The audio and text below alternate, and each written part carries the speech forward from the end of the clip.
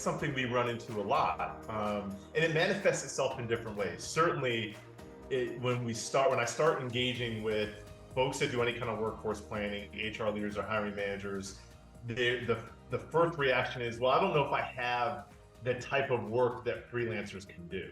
And they're thinking of really small, low risk type deliverables, nothing that they would give to like a regular employee. When in fact, the disappointing part about holding on to that myth is the most in-demand talent is routinely choosing to work independently because they can and they're so in demand. And so they're leaving that talent just completely out of the equation.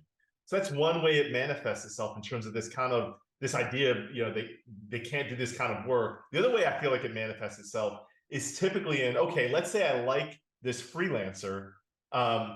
Can I convert them? Like, if I work with them for a couple months, I think they're really good. I just want to make sure I can convert them to my team. My answer is always, yeah, if they want to, but not everybody wants to go work for you full time. Like I said, there's a lot of people already freelancing. According to McKinsey's data last year, 36% of the US workforce is already freelancing. And of that population, 72% is doing that full time.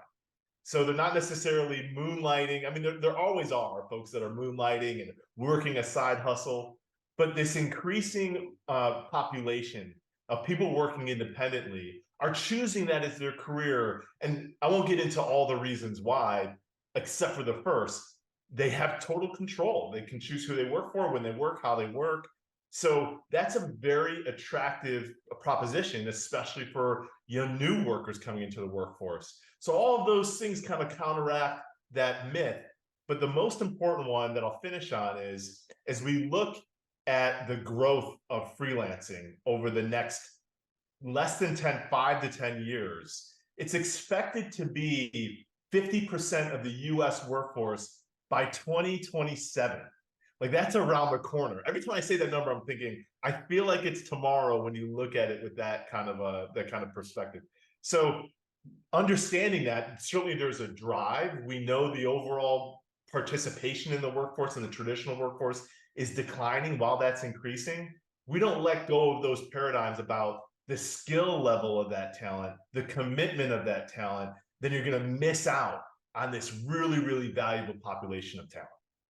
And I think as organizations think about how they're going to access that talent, they might be stymieing themselves. They're either going to, if they're not looking at the extended workforce and freelancers in particular, they're going to wait forever to find the right candidate, or they're going to settle for someone that they may not think is the right candidate for the organization, rather than maybe starting right away saying, let's look at what's out there on the freelancer market, given what we need to do, and does it make sense?